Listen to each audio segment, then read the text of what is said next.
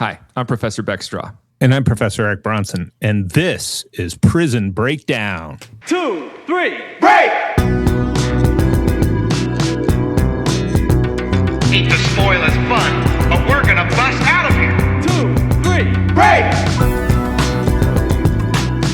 I'm locked in here with you.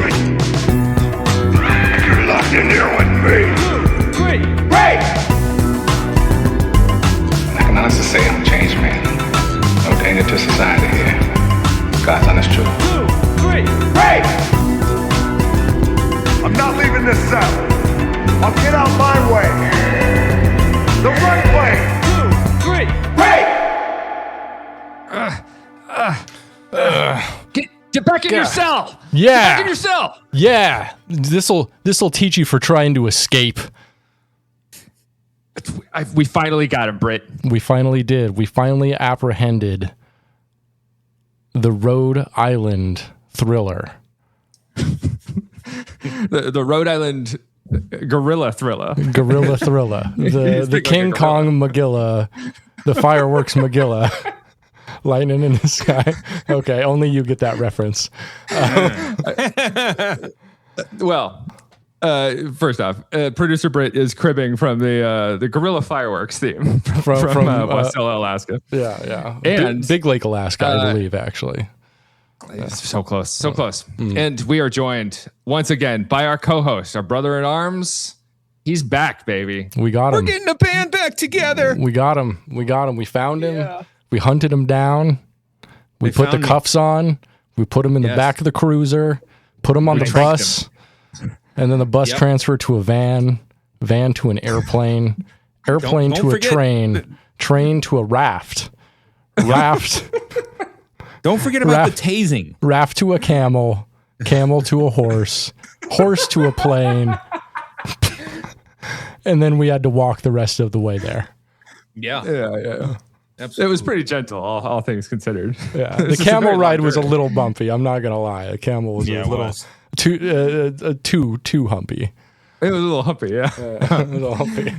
Not in that way, you perverts. I know what you're thinking, listener. Right? Yeah. Yeah. Sick listeners. Ahoy, dudes. Welcome to Prison Breakdown, the podcast that breaks down prisons, prison events, and famous inmates, anything you can think of that's prison and jail related. And we got back our co-ghost, Eric Bronson. Woohoo! It's great to be back, my friend.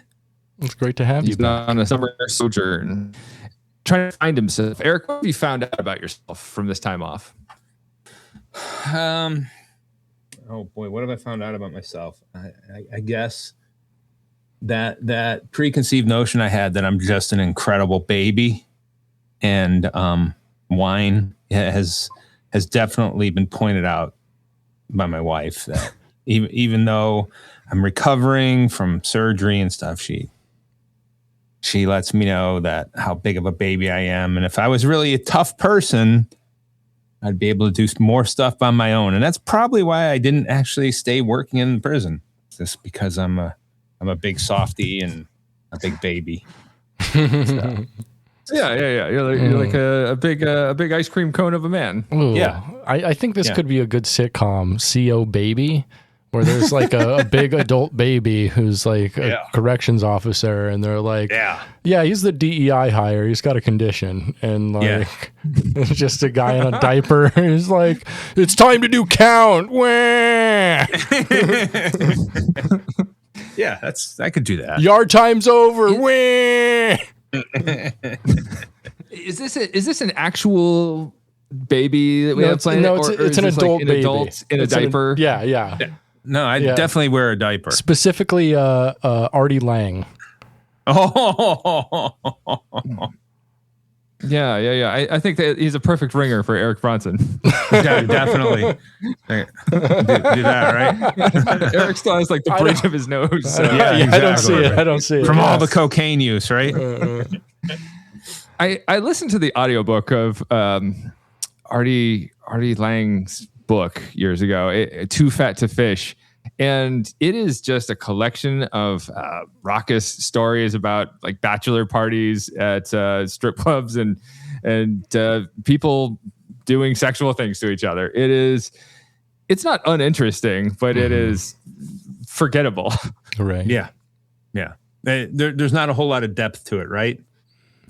I can't say there is. I didn't come away from it with any new knowledge except for like, oh wow, I guess that does happen at like the weirdest, cheapest strip clubs.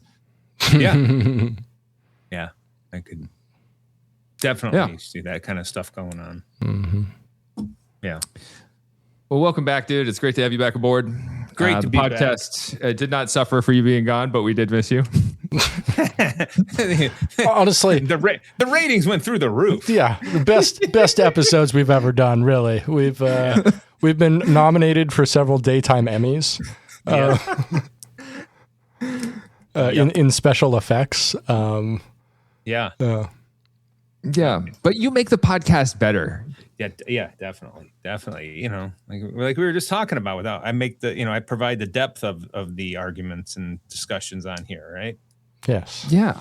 You know, with me and Brit, it's just a bunch of stupid inside baseball references to like fireworks stands in Big Lake, Alaska. He's a King Kong gorilla, the fireworks killer. Gorilla fireworks are really gonna light up the sky. Oh, that's true. That's how it ends. Yeah. If you live in Alaska, go see gorilla fireworks. They got a guy in a gorilla suit to sell you fireworks, and that's more effort than those other fireworks stands are doing. If I'm not mistaken, the first girl who ever kissed me ended up managing gorilla fireworks for a while. You put that in a very interesting way. The first girl who ever kissed me. Yeah. Well, we were like 4 years old or something like that, so it wasn't like. Oh, jeez. It wasn't like, we were going at it or anything. Like, it wasn't like I cared. They were just like, they kissed me, and I'm like, all right, that's cool. You were both 4 years old, I hope. Yes. All right. Well, this missed romance connection. You could have wrote it out with the manager of a gorilla fireworks, and we hope she's doing all right wherever she is. Yeah, me too. What's her name and address for the podcast? Oh. Can you put her cell phone number on the podcast? Perhaps. So it's. Okay. I think we can all just go ahead and text that all at the same time. All the listeners, all of us at the same time. Just send the same message. Please. Yeah. I bet she and the gorilla are together now. She retired on that gorilla money. She married into gorilla money. Firework. I'm a gorilla. I'm the CEO of this fireworks stand. They have no idea what they're doing over there. Really, truly. Yeah. Well, enough about absolutely nothing. So moving on, I do want to thank today's sponsor and everyday's sponsor, Gorilla Fireworks. Gorilla Fireworks, and you are gonna light up the sky. We're doing enough of their advertising here for free. Thank you, Roger Williams University School of Justice Studies, for your patronage. Absolutely. Tell us about those departments. Oh, gosh. With it. Well, let's see here. I gotta take out my notes here. So, Roger Williams University School of Justice Studies. Look at you. You're so precious. You're so cute. You're so wonderful. You're just like a precious little kitty cat, aren't you, Roger Williams University School? Oh, what a baby. What a big baby. CO this fall on Fox.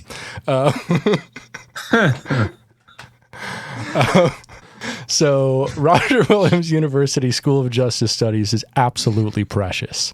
And they have such just adorable programs, stuff like public administration, which I think is personally really cute. They got legal studies, which is hot, but I don't know, they seem kind of mean. We also got political science, which, they're cute. They're cute. Of course, you got forensic science. which is a stud. Forensic science is a stud. We all know that, right? Oh yeah. Yeah. Anthropology, who's real shy, but they're really fun, I think. Yeah. Then we got sociology, who I don't know. I kind of wish he would ask me out. I kind of wish sociology would ask me out. Sorry, I'm already taken. Oh no. We got international relations, who seems really cool, but I've heard they're really not very nice. That's the hot tea, everybody. Well, with how unbelievably drop dead, aesthetically pleasing forensic science is, they don't talk to any of us. So. No, definitely not. They're too good. No. We don't deserve them. Mm-hmm. That's right. And of course, we've got criminal justice, but they're all taken. They are. They are. But you know who I really have a crush on?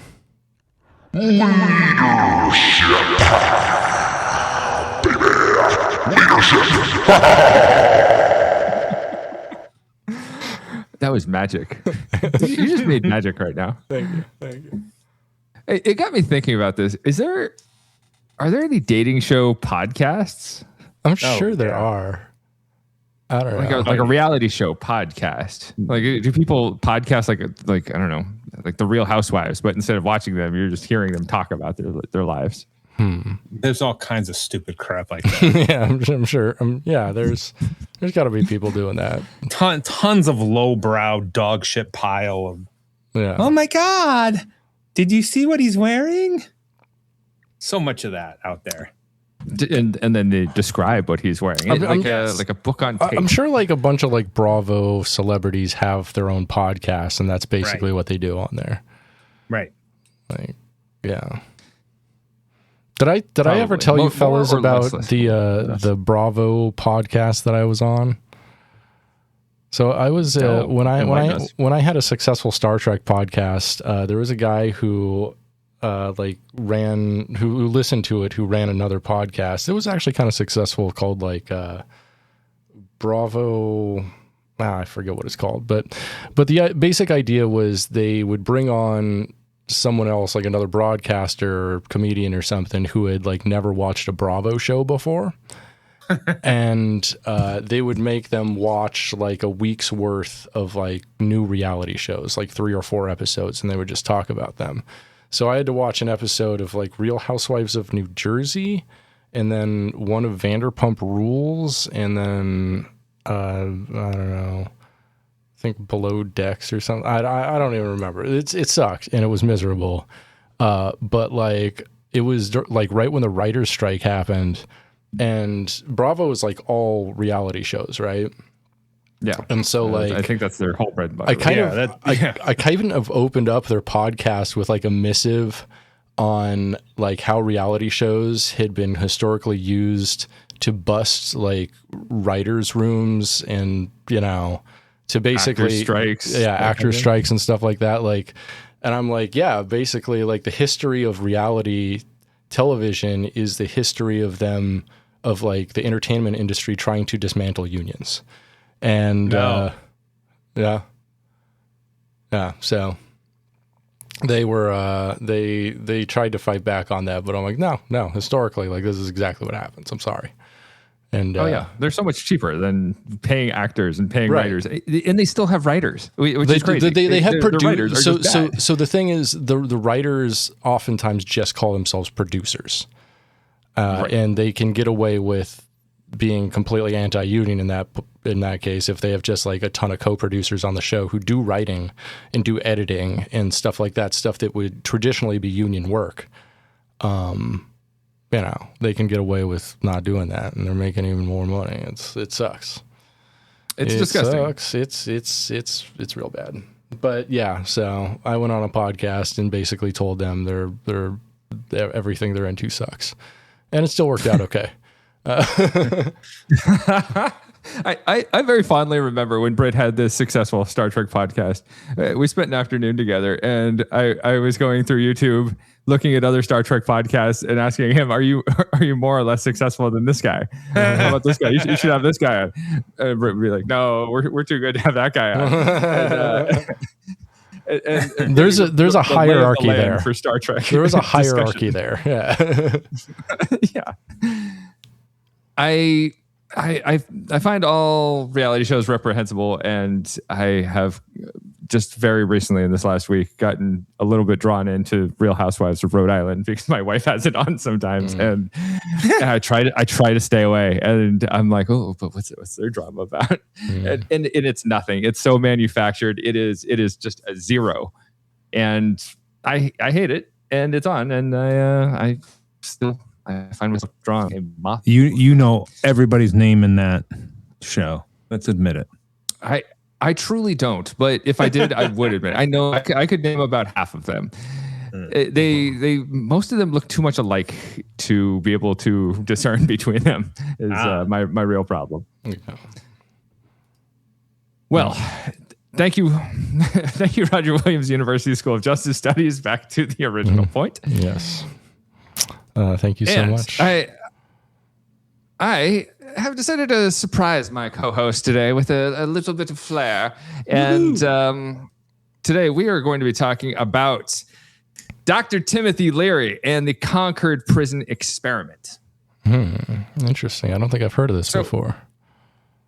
Oh, it is an interesting one, I assure you. And are you too familiar with Timothy Leary? Can you give the listener any background that you have about him? Yeah. So Timothy Leary was like a psychologist, I think, or like a doctorate level psychologist who did like some self experiments and stuff, and like was an early adopter of stuff like LSD, I want to say.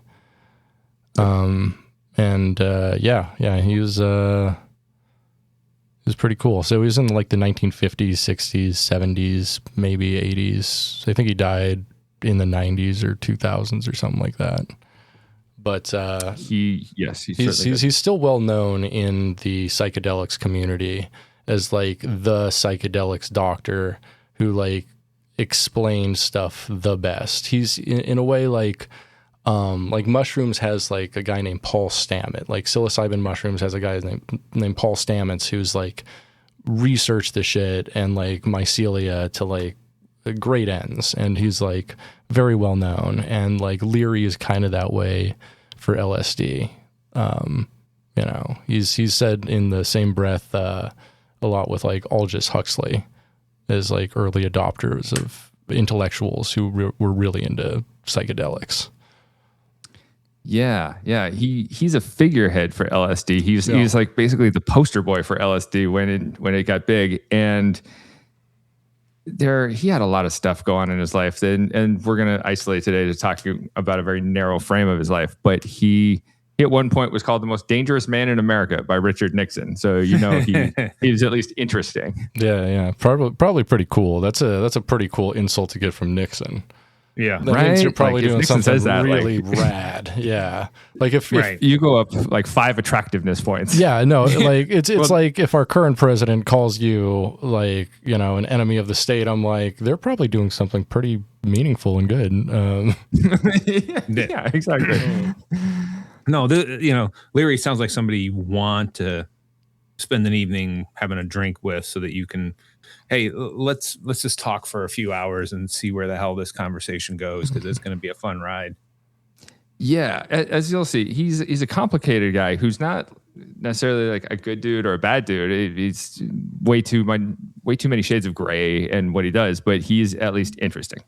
So, during the fall and winter of 1960, this man named Timothy Leary, he is working at the Harvard Graduate School and the clinical psychology program. And Timothy Leary had joined the Harvard faculty in 1959 after getting his doctorate in psychology from UC Berkeley. So he's a clinical psychologist, and he's brought onto the faculty as a lecturer, and he's brought on to study existential transactional methods of behavioral change. He had practiced psychotherapy for like 15 years, researched it for another 10 years, and he had concluded that there's not much a therapist can do for a patient by talking to them in the normal style of what we think of as therapy. You sit on a couch and a therapist asks you questions. And he said, no, I think this is hogwash. I'm done. I want to try something different. And he's kicking around these ideas and he's asking questions.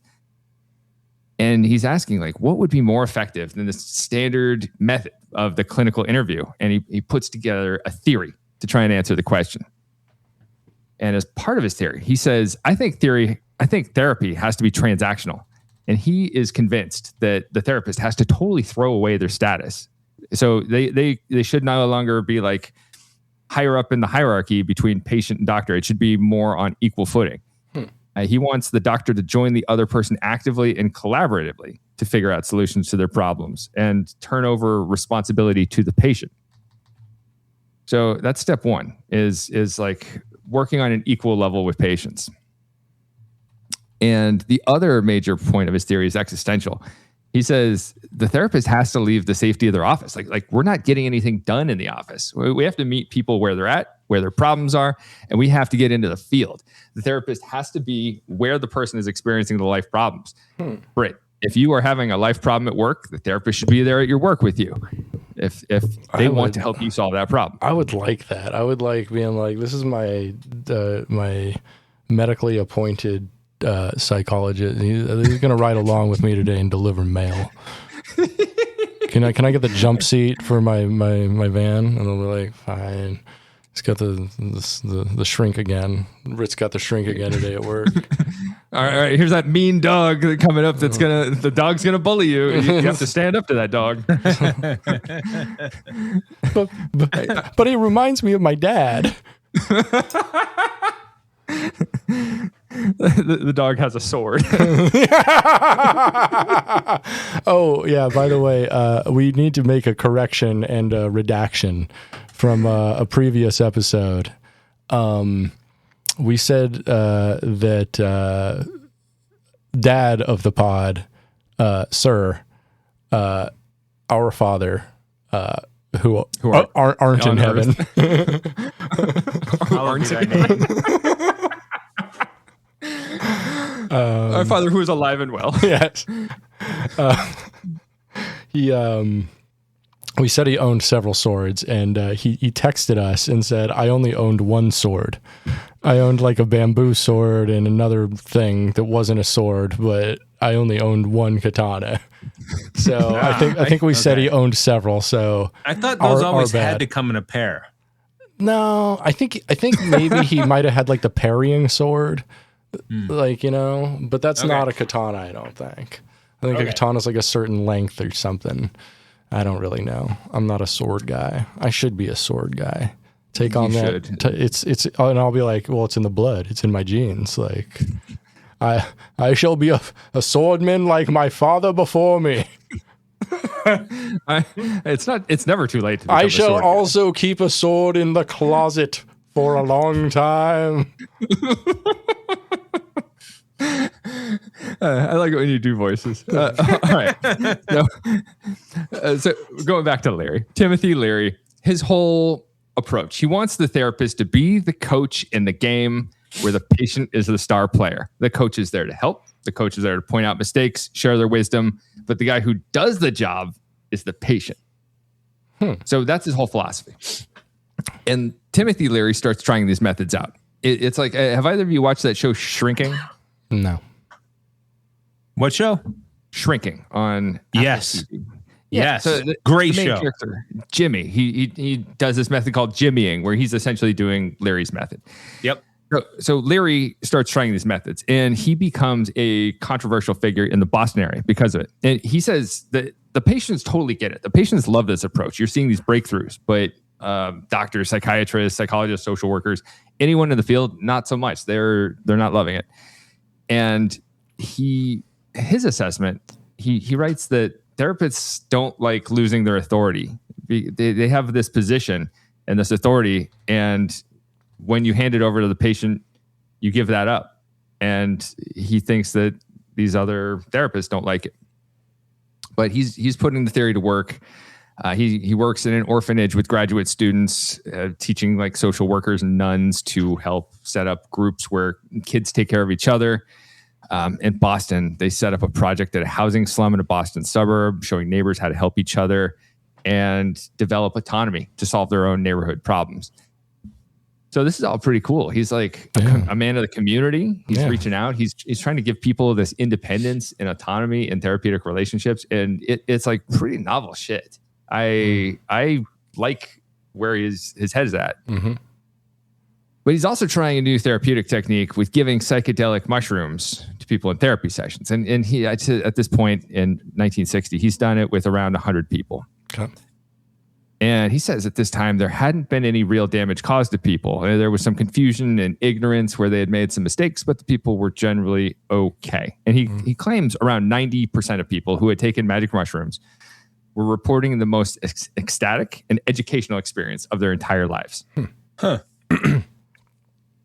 But the problem is that you can develop an effective way of treating people's psychological problems, but it's hard to prove it. He says there's no hard data they have to back it up. And he compares it to, Timothy Leary compares this to baseball, where in baseball statistics, you have runs, hits, and errors to show like your any kind of successes or failures. Mm-hmm. And it doesn't work like that in real life. It's like, oh, I quit my job and I got another job, but or I increase the intimacy of my marriage and the closeness of my marriage, or left my spouse. But it maybe some people leave their spouses because their life is better if they leave their spouse, if they're in a bad marriage, right? Yeah. So it's all gray areas, and it's impossible to say like, is this good or bad? Mm-hmm. So it's hard to keep any real like, is this good statistics on his methods of using magic mushrooms and his methods of therapy. Mm-hmm.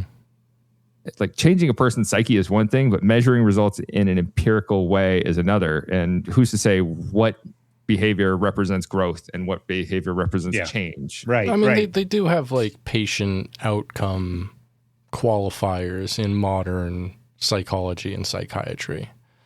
Sure. But if I'm your therapist and you quit your job and join the Peace Corps, is that a good change in your life? Maybe not. I mean, they don't usually do it based on that. They do it usually based on like anxiety and depression levels and certain things like that. But depending on the diagnosis. But no. At the time, I don't think that they had that yet in 1960. No, yeah, you're probably right. And at the time, like he's like, if you quit your job and join the Peace Corps, it shows some growth in your life. But who's to say if it's the best choice for you? And you probably don't even know until a couple of years down the line. Right.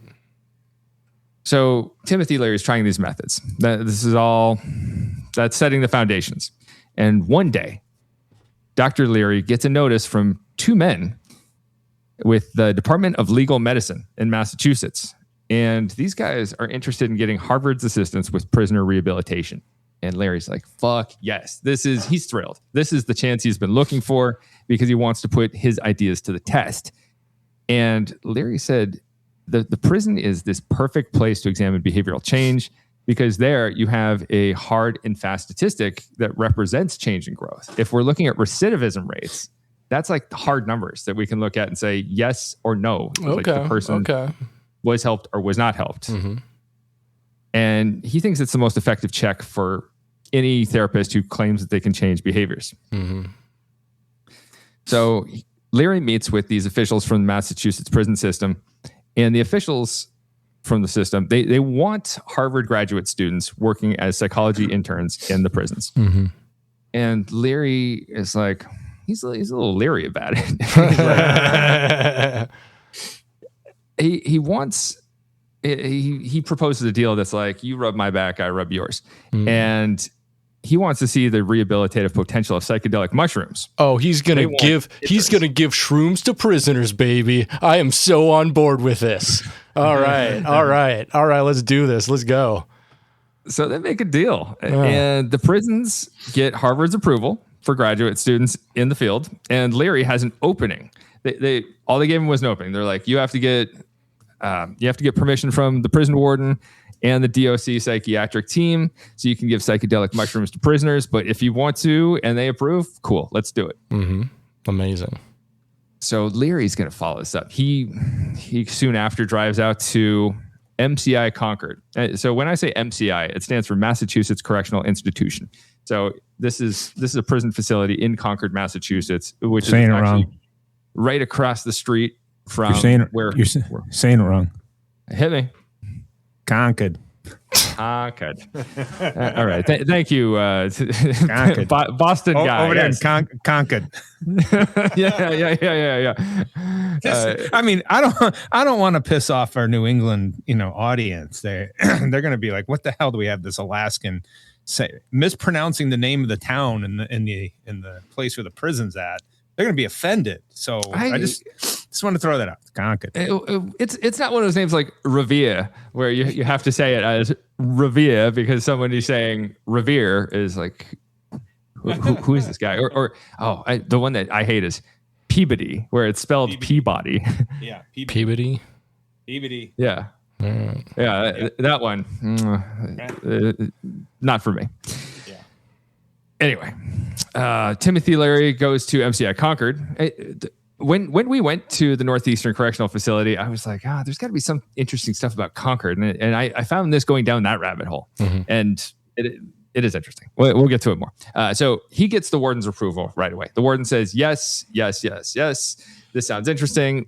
You're a go for mushrooms. And Dr. Leary meets with the prison psychiatrist, Dr. Presnell. And this guy gets it. And he can tell that Timothy Leary has some experience with psychedelic drugs. So Dr. Presnell says, yes, cool. This is an amazing idea. There is a very small chance you'll be able to pull this off. But if you do, you're going to have accomplished more in inmate rehabilitation than anyone has accomplished in 4,000 years, like since the Code of Hammurabi. Mm. But he also thinks it has way more risk than it has potential for reward because society doesn't really want to see the bad guy turn his life around. Mm-hmm. And he thinks it could create the biggest mess here since the Boston Tea Party because the headlines are going to be Harvard gives drugs to prisoners. Imagine if we had a second Revolutionary War because this happened, because we gave shrooms to prisoners. I would be so on board with this baby. I'm on the side of the prisoners who took shrooms. Whatever they're saying, I probably believe in. So Dr. Presnell is like, this is going to be a bureaucratic nightmare. I support you for now. I'm going to back you all the way, but when you make a mistake and they start coming at you, I'm going to walk away. I'm not trying to be the new Freud. I'm a prison psychiatrist with a wife and kids to support. Mm-hmm. And he says, I'll help you win, but I'm not going to lose with you. Oh, wow. That's kind of a great line, honestly. Honestly, I like that. And I think that I respect this guy for as long as you're being real about it. Yeah. Trying something different. And he's doing the thing that matters. Like, hey, go in, try your thing that's different as long as it's not hurting anyone. Yeah. But I'm not going to take responsibility for your mistakes also. Exactly. Oh. And that is good enough for Timothy Leary. Mm-hmm. Dr. Presnell agrees to recruit volunteers for the project. And Timothy Leary is going to get graduate students to volunteer their time and energy and nervous systems to take some drugs with maximum security inmates at the prison. Mm-hmm. And it's an exploratory pilot study because at the time we didn't know shit about the long-term applications of using magic mushrooms. Mm-hmm. And so his study is designed to test the effects of consciousness expanding drugs and how they affect prisoner rehabilitation. Mm-hmm. So Timothy Leary, he goes back to his office. He puts the word out to grad students. And shortly after we hear, and who's that knock at the door? It's graduate student Ralph Metzner. It's the best name for a graduate. Oh, Ralphie, Big Ralph. Yeah. And Ralph, he is a graduate student out of Oxford. He's very academic. Timothy Leary describes him as too bookish, too ivory tower. And Leary has some doubts that he's up to the task and up to the job. Mm-hmm. So he decides to test Ralph. And Leary says, okay, come to my home in Newton, Massachusetts. Bring your girlfriend. And so Ralph comes over with his girlfriend. And they invite another graduate student named Gunther Wheel and his wife. Gunther. Love it. And Dr. Presnell and his spouse come over as well. And the group takes mushrooms together in Timothy Leary's study. They hang out, they giggle, they get philosophical, baby. And everyone has a partner there to make themselves more comfortable. Mm-hmm. And they had what Timothy Leary reports as an educational experience where they figured out how to set up a pleasant mushroom session. So they put together all the nuts and bolts and figure out how they're going to make this work and the modality for it. How are we going to do this? Who are we going to get to be involved? It's a cool idea. So they got the wheels on, and now it's time to test out these methods. So Timothy Leary, Ralph, and Gunther, they all go out to the prison, and they're met with 6 incarcerated volunteers. They got 6 guys to say, yeah, I guess I'll take mushrooms. Yeah, like, why not? If they're incarcerated, like, oh, why not? What am I doing? Break up the better? day. And the guys are skeptical, though. They're getting pitched as, hey, we want to give you something that's going to change your life. But imagine, close your eyes, audience. Imagine it's 1960. You're in prison, and somebody comes to the prison and says, hey, you, I want you to try an experimental drug that's going to change your life. How do you feel? I don't know. What do I have to lose? That sounds pretty cool. Let's do it. Yeah. Yeah, absolutely. Right. Yeah. So they settle in for their first session. And for the first psychedelic session, Leary tells the prisoners as much as he can about the experience ahead. He and his graduate students, they brought in books and articles and reports for these guys to read that outline the pros and cons of using magic mushrooms, trying to prepare them for what they call the horrors and the ecstasies of the experience. Mm-hmm. And they reassure the participants that the researchers are not doing anything to them that they wouldn't willingly do themselves. Mm-hmm. And the researchers emphasize their democratic collaboration, like how Leary had tried to make therapy more democratic, and this transparency in how they share information. So they're trying to tell these guys everything they possibly can. Mm-hmm. And they make a contract with the prisoners. And the contract said something like, we want to figure out how and how much you change during this experience. And for this reason, we want you to take a battery of psychological tests before you take the mushroom so they can measure like before and afters. Sure. And then after 3 or 4 sessions with these sacred mushrooms, we give you the tests again, the after part. And the aim here is to find out how much somebody changes, like when you weigh yourself on a scale before and after you go on a diet. Sure. But after you've taken the tests, we'll give you the results. We'll go over the test with you. We'll explain how you were before. We'll explain how you changed. Nothing in this project is going to be a secret, guys. We've told you everything we know about you after you finish your session. And so it's fully transparent with the guys. And the participants like this. They agree. Of course. Yeah, that sounds great. The following week, they get a battery of complicated psychological tests. Mm-hmm. And so after this, on March 27th, 1961, the Harvard Concord prison project commenced. 5 prisoners, 3 Harvard psychologists met for a trip. So, how do you guys think it went?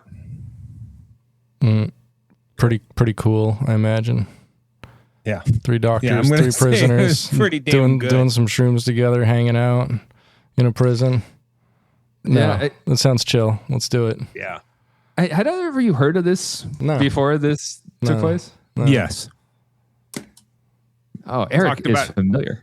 Just only because of, it's our area. It's what we teach. And in one of the classes that I do at Roger Williams University School of Justice Studies is where we talk about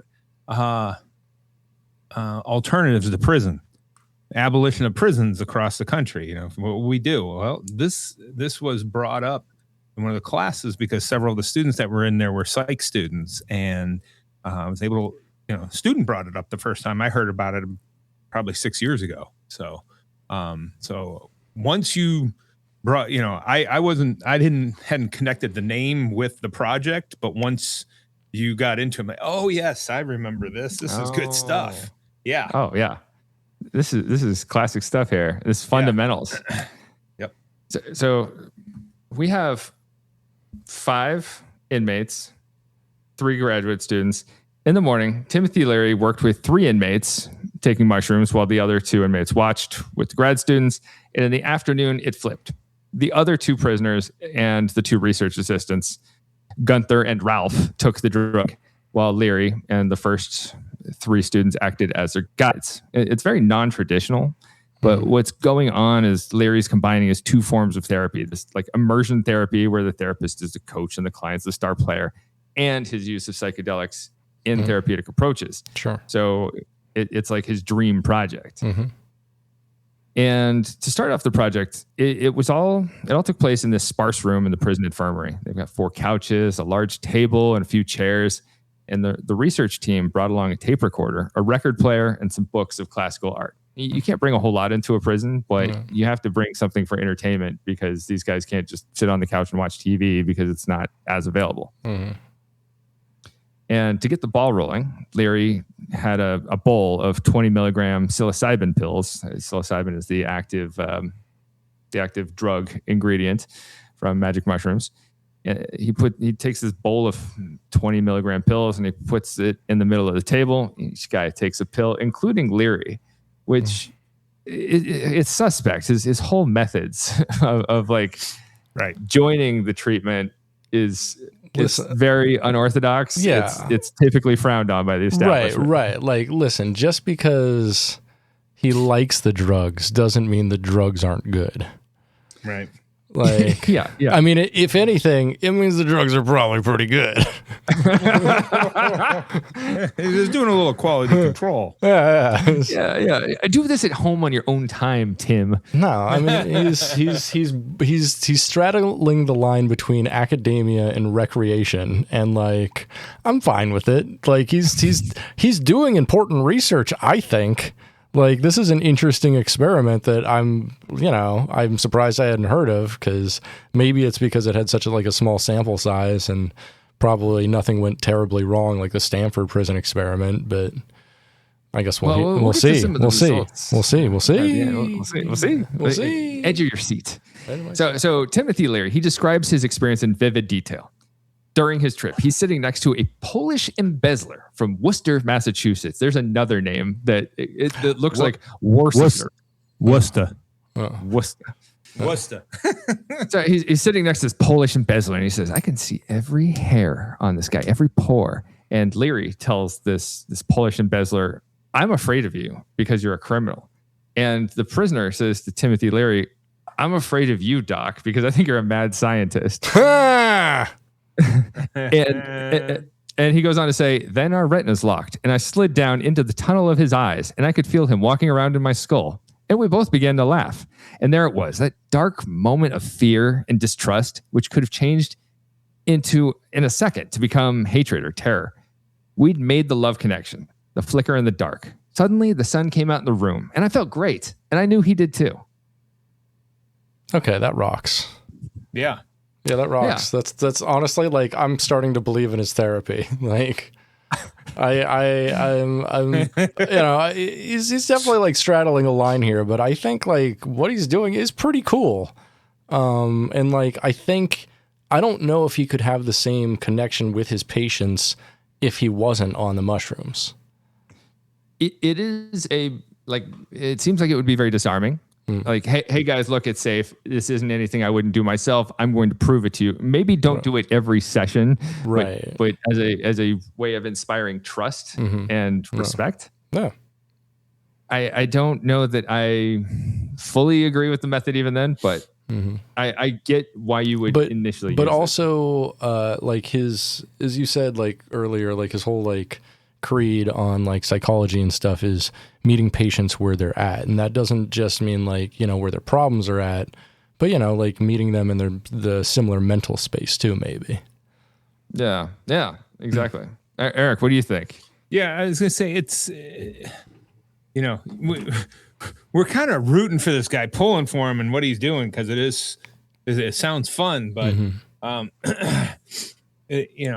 trying to get patients to do things that's not only outside of their comfort zone, but could potentially have some long-term impact on their brain, their nervous system, whatever, could lead to a lot of problems. So, I mean, it's a great idea, but there is so much risk here with that. There's so much risk, and especially in modern times, we're very risk averse to working with inmate populations like this because everything is coercion. Mm-hmm. Right. And we would never want to coerce someone as a research subject. So this could never happen in modern day with the protections that we have, which is also a good thing in some respects. No, I think we should be giving drugs to prisoners. Like recreationally, but like also like medically and like researching it. It should be very tested beforehand to have an idea of like what the effects might be. Like clean drugs, but like we're not going to like give them like gas station boner pills. Like, come on. That'd be the weirdest thing to give. That'd be an amazing thing for them to have at the commissary. Like, wait, what? What does that imply? I'm all for it, something like this for the sake of rehabilitation, but I'm very anti. Let's test drugs on inmates. Yeah, I mean, these are cool drugs, though. Like, imagine if you were an inmate and they're like, hey, we got to test our new weed on you. You want to smoke some weed? Like, we got a new batch. We just cured it. Like, I'd be like, test it on me, please. I have nothing to do. I'm in prison and would like drugs. So Timothy Leary goes on to describe the situation as the four of us turned on, every sense vibrating, pulsating with messages, 2 billion years of cellular wisdom. But what could we do trapped within the four walls of a gray hospital room inside a maximum security prison? Okay. Which is all right. Written by a guy who's so high. No. 2 billion years of cellular wisdom is like, put that on my gravestone, please. Like, that's so cool. He said the prison psychiatrist, Dr. Presnell, he checked in now and then. He walked around the room like a dainty, graceful cat, not saying much, but taking it all in. Mm-hmm. And one of the inmates puts on a record and he lays down and closes his eyes and says, I am in heaven, man. I'm stoned out of my mind. I'm swinging like I've never been before. And it's all happening in prison. And you ask me, man, am I all right? Yeah, I'm all right.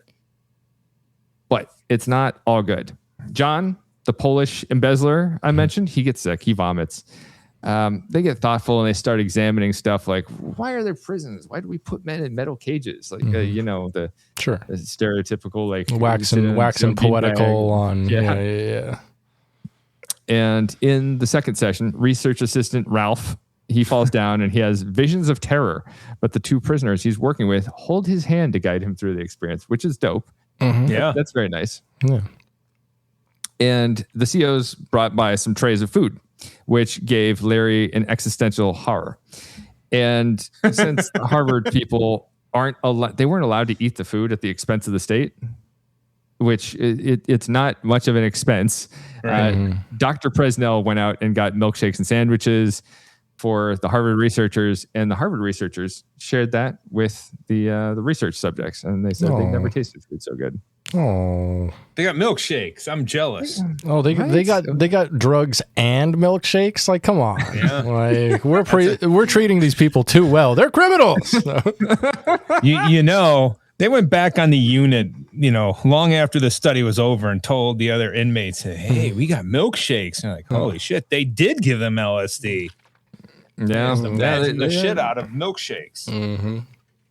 Yeah. Which is less believable, the milkshake or the psilocybin? Yeah. So finally the session ends, and Ralph and Gunther and Leary, they go back to the lockup part of the infirmary with the 5 prisoners. They sit around, they debrief, they smoke cigarettes together and compare notes on what they've seen and where they've been. And then it's time to go. And Leary and the research assistants get in their respective cars and they head home. And Leary, he wrote a whole paper on this, which was my primary source for this discussion. But he ends his account by saying, as I rode along the highway, the tension and the drama of the day suddenly snapped off, and I could look back and see what we had done. Nothing, you see, is a secret in a prison. Of us who had assembled to take drugs together in a prison where under the gaze of every convict in the prison and every guard, and within hours, the word would have fanned through the invisible network to every other prison in the state. Grim Walpole Penitentiary, Gray, sullen-walled Norfolk. Did you hear? Some Harvard professors gave a new drug to some guys at Concord. They had a ball. It was great. It's a grand thing. It's something new. Hope, maybe. Hope, perhaps. Something new. We sure need something new. Hope. Cool. I like that passage. Cool, man. He's all about hope. He's like, I like it. He's like, hey, the system's broken. We're trying something different. Why not? And the project continued after this initial test to include 35 inmates and 10 Harvard staff members with psilocybin experiences at Concord. And on average, each inmate received 4 doses of psilocybin. And Leary eventually settled on a model where inmates could take whatever dose they wanted in starting their trip. And dosages started at 20 milligrams and increased up to 70 milligrams for some, but 30 milligrams was the standard dose. And he carried this on for 6 months. And then 6 months after starting the program, personality tests were administered to participants again. And they looked at the before and after, and participants showed decreases in hostility, decreases in cynicism, decreases in social delinquency, and irresponsibility. So we see some effects, which is cool. Yeah, we love that. And during the trials, there were no episodes of violence. There were no lasting disturbances. And according to Leary, there were no negative after effects. And 62% of the participants reported that their lives were changed for the better. And 100% of the group's members said they underwent transcendent experiences, which take that for meaning whatever you want. But Leary, in his work, suggests that physically and psychologically, the evidence shows that the drug effect was safe and positive in a supportive environment. We also have some external sources who evaluated what he did afterward. One source said that the behavior and attitudes of the project participants became more mature and more social. And the researchers concluded from this pilot study that institutional programs, even at their most effective, don't offer all that much advantage for people for when they're released from prison. Like if you're going to take a program, then you get released from prison. It doesn't control, like prison programs don't necessarily control for real world conditions a lot of the time. They can try and teach you skills and stuff, but the social pressures that people face are too overwhelming, and it makes change very, very difficult. Like you get released from prison with like $20 and no place to live. Like you're dealing with too many other things at the same time to like lean so hard into the programs and like, that instructor said I needed to take deep breaths instead of getting violent. It doesn't work that way. Right. And the philosophic and theoretical orientation of programs leads them in the direction of having inmates plan and start their own program, like a halfway house run by formerly incarcerated people. And the researchers don't see this being actualized. Leary also looked at the stats 5 years after the study concluded. He said there was a markedly lower reincarceration rate for study participants at 27% compared to the baseline of 64% for the general population at Concord. And this is offset because most incarcerations were due to technical parole violations rather than new criminal offenses. And parole violations can be for anything, like failure to check in with your parole officer or a dirty pee test or being whatever outside your jurisdiction, that kind of crap. It's not a crime necessarily, right? Yeah. But there are some issues with the study. By the end of the pilot study, the supply of the drug was cut off because medical supervision required by federal regulation was withdrawn, and they didn't have a lot of support coming from Harvard because Harvard it's an old institution that wants to protect itself. It exists to perpetuate itself. It's like a company at this point. There was also no control group for the study. So matching the psilocybin participants with like participants who didn't receive the treatment, we should have somebody we can compare 1-to-1, and they didn't do that. And it's still a problem because we haven't had any control trials of psychedelics within criminal justice populations in modern day to give us any more concrete results.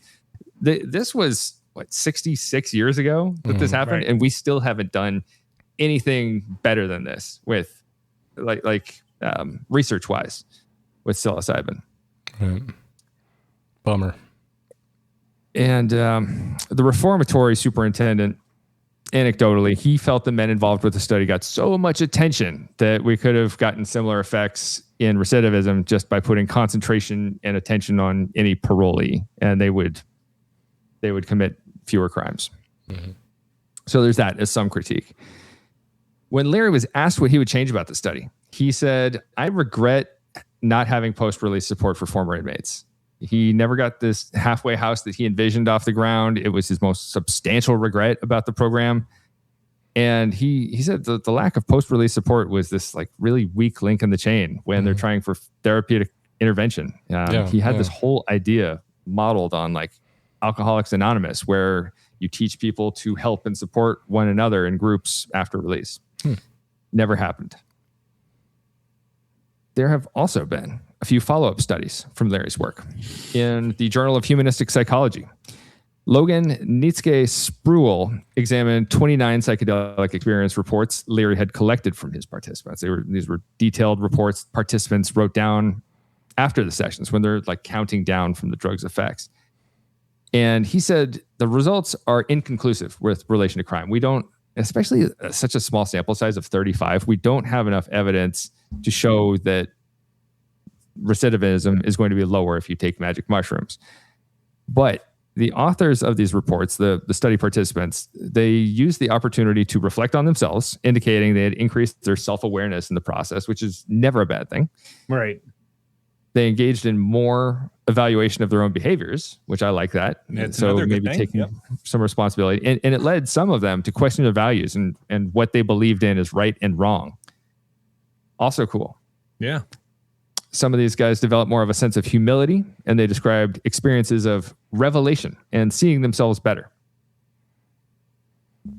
Some of these guys reflected they had startling, unsettling, or frightening experiences during their sessions, though these were even sometimes appreciated later on after the fact. And in reflection, this was like, man, this is something that shook my brain. Mm-hmm. And like Jeremy says, the experience of psilocybin itself, I found to be so overpowering as to rattle the very pillars on which my life has thus far stood. Physically, I am unchanged. Mentally, my mind has become a wonderful explosion of such noble desires as that of being a gentleman. I have a compelling desire to be fair. I have come to loathe myself when the thought to take advantage of someone is aroused. Like it. It's good stuff. Yeah, no, this sounds like an English nobleman. Go, I like it. He sounds like a fancy lad.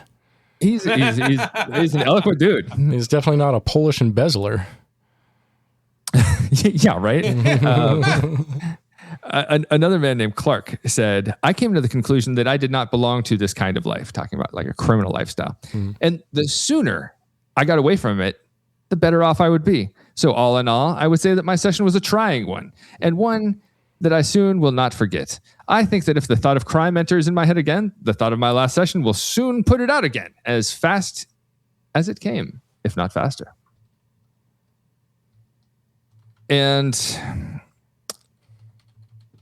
the reports typically offer these kind of self-change narratives where participants reflected on people they had hurt and a desire for change in their lives ahead, while recognizing like psilocybin's not this miracle drug that's going to instantly like poof, you are engaging in offending and now you're not, because crime is like a social thing and crime doesn't work that way. Right. We socially define crime. So it's not going to make sense that you would try a drug and now you never commit crime again. Mm-hmm. Yeah. Because I mean, technically sometime after this, like doing that drug was a crime in and of itself. Yeah. Which is possessing that drug was a crime. Yeah. Right. We're society defines it all. And so it twists that up. Yep. But it is recognized by the participants as something that can help support cognitive shifts that are important to the process of desistance, like no longer committing crimes. And but the problem is that the cognitive shifts have to be successfully integrated into everyday life to have any impacts on behavior. Like you can have this wild trip, but if you don't take that knowledge that you gained from the trip and integrate it into your day-to-day life, it's not going to actually affect your behavior. Mm-hmm. It's all up to the participants if they want to or not. And the author also says we should be wary of the biomedicalization of crime. Psychedelics are insufficient on their own to address the problems that people have that lead to crime and incarceration. That's so largely tied up in poverty and socioeconomic status, and like abuse and just generally life problems and ills. And we still need to holistically address the systems that perpetuate those problems. But psilocybin, the author suggests, is a tool that can help out. There was also a follow-up report written by Rick Doblin in 1998, 34 years after Leary's Concord prison study ended. And the findings from that study suggest Leary's recidivism numbers moved around too much. There's some numbers where Leary's like, it was 41% recidivism. And some of his numbers said 27%, some said 32%. And updated recidivism rates, once Rick Doblin gets to the bottom of this, he finds that there's no salient effects that hold over time. And 34 years later, the researchers could only find 3 of the original subjects from the study to contact them. And only 2 of them agreed to be interviewed. Both of them expressed gratitude for being included in the study and felt they had experienced some long-term benefits from psilocybin and no long-term problems from their experience. But neither had taken psychedelics again after the study. One of the guys that they interviewed, he had returned to prison, and he believed he never would have gone back if he had been given some help after his release from prison, if someone had guided him and taken an interest in his life. Right. But he said after his final release from jail, he got more responsible. He got married. He became a father, and his son had done some time in jail. And the guy wished his son could have a psilocybin experience like he did to help give him more perspective in life. On the other side of things, the subject that they interviewed who stayed out of prison, he speculated he was able to stay out since he had a strong family connection to lean on. And he credited his psilocybin experiences helping him stay out, saying that the content of his trip was tearing his life down and putting it back together. Essentially, Rick Doblin concludes that even though this study did not show any real reductions in recidivism from the drug use, we shouldn't interpret this finding as psychedelics being worthless for intervention. Instead, we should put to rest the idea that psychedelics are some kind of magic bullet that's going to give us like the God's wisdom and make this lasting change in our lives. But it can be helpful for triggering cathartic and insightful experiences. But you get these insights, and they take maintenance and they take hard work after the effects of the drug have worn off, where you have to implement these changes in your life. And the drugs themselves don't change your life. They don't make for any kind of lasting change. So it requires behavioral change. Yeah, absolutely.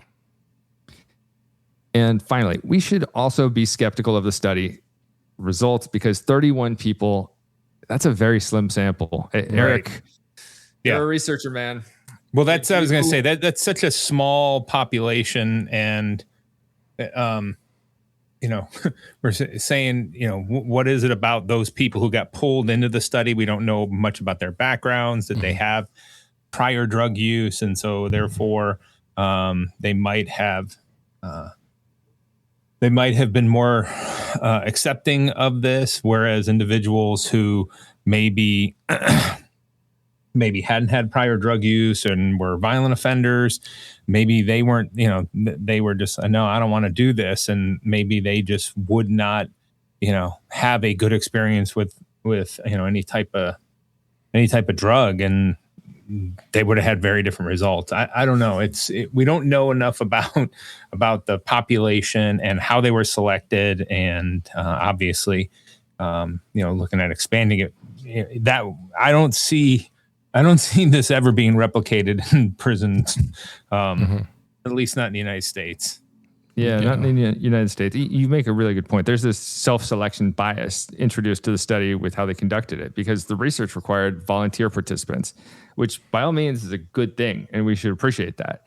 But there might be a certain type of person who opts into the sample because they're more likely to want to try drugs in the first place, and or a person who's less likely to commit another crime anyway, because they're open to this idea of cognitive transformation through drug-assisted therapies. Right. So, and you think about 31 people, and if you're trying to generalize research results, you can't generalize that to like the 1.9 million people who are locked up on any given day. 31 is just like, there's not enough people. Even if it's 100%, everyone never commits crime again. You can't generalize that to 2 million people. It doesn't work that way.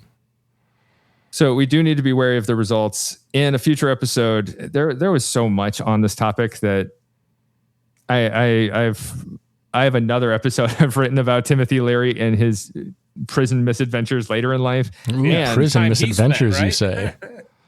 And I went down a rabbit hole reading about LSD and psilocybin and like what are the effects on prisoners in terms of recidivism. So, dear listener, keep your ears out because we'll be talking more about this down the line. But this is but an entree to the world of psilocybin and psychedelic research with prisoners. Lovely. Yeah, I hope we all learned something here today. I did. I did. This was a very interesting episode. Thanks for putting that together, Professor Beck. Oh, you are very welcome, friendo. Now, shall we to the meat of this sandwich? This is more the potatoes to the meat of the podcast. It's like, you know, everyone hit us with a movie potatoes. minute. Let's do it. Movie minute. Movie minute. 60 seconds with producer Brit to talk about movies. Let's put 60 seconds on the clock. So, several episodes ago, Dr. Jacqueline Helfgott sentenced me to watch a couple films, and this was the second of the couple films. Primal Fear from 1996 is a legal psychological thriller directed by Gregory Hoblet, best known as the director of Frequency and Heart's War, and adapted from a novel of the same name by William Dahl. The film stars Richard Gere is high-profile and very sexy Chicago defense attorney Marty Vale.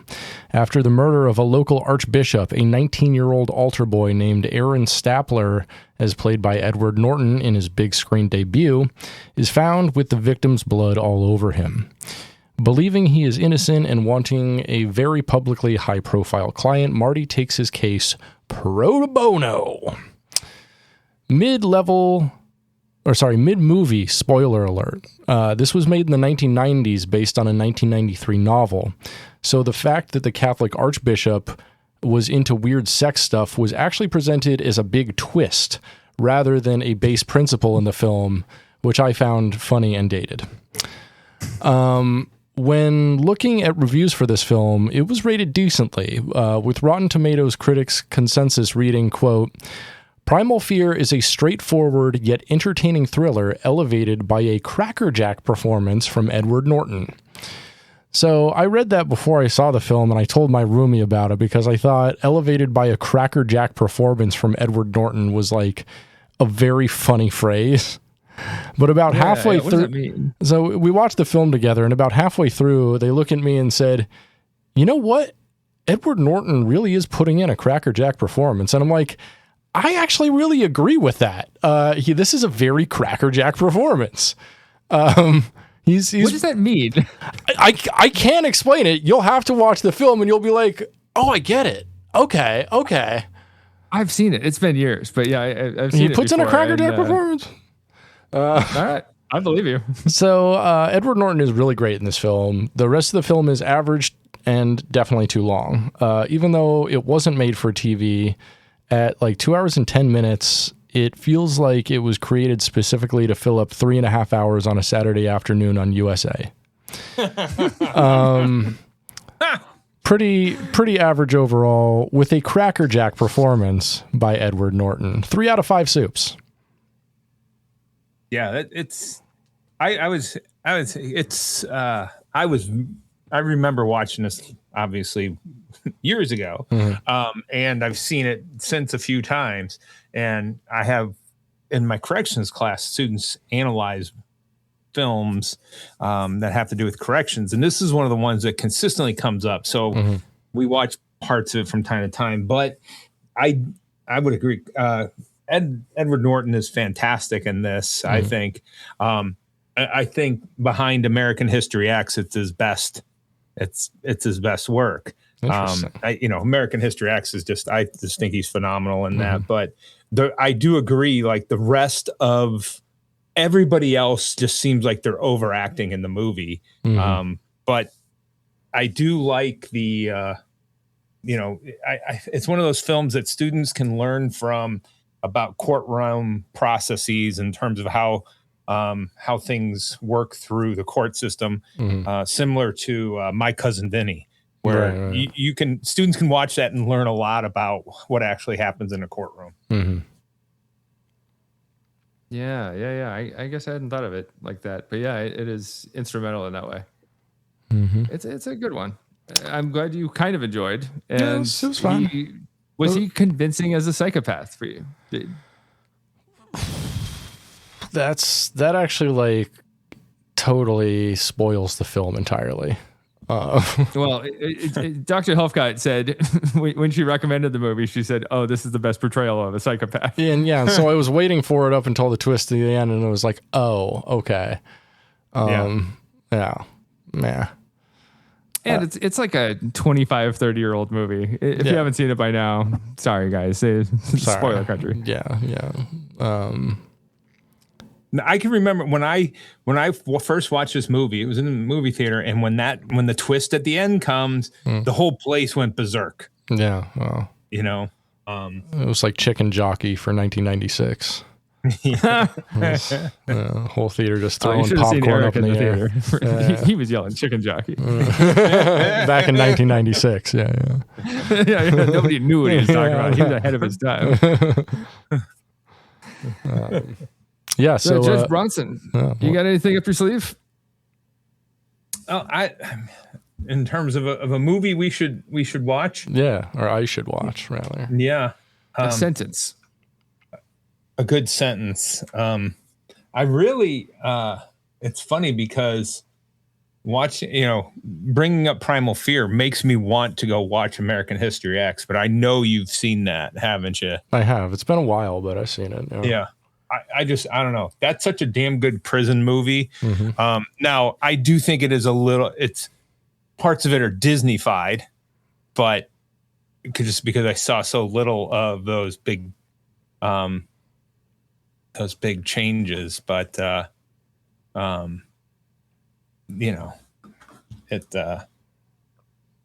it's always fun to go back and watch that. But there is there's also one of the ones I watched in the intro to CJ class is that goofy one with Tommy Lee Jones, The Client. I don't know if you've seen. Yeah. Susan Sarandon. So if you've seen those, I don't have a good suggestion for you right now. I don't know if the Client Professor Strah does. The Client sounds good. The Client from '94. I think I've seen it. It's the one with the kid, to sentence Brit to Escape Plan 3, but yeah, Brit wants to run I'm staving that off. Like I like it. The second one was like so much worse than the first one. And I can't imagine the drop in quality number 3 is going to have. So I'm just like, please no. I'm just going to like put this off as long as possible. And be every week I'm going to be like, Judge Bronson is going to sentence me to a film here. And not Judge Strah. Definitely not. I'll watch The Client. And then maybe next time I can watch Escape Plan 3. Yeah. All right, The Client it is. Lovely. And before we take off, we want to thank you, dear listener, for listening to this here podcast. We need more ratings online, so rate us, subscribe to us.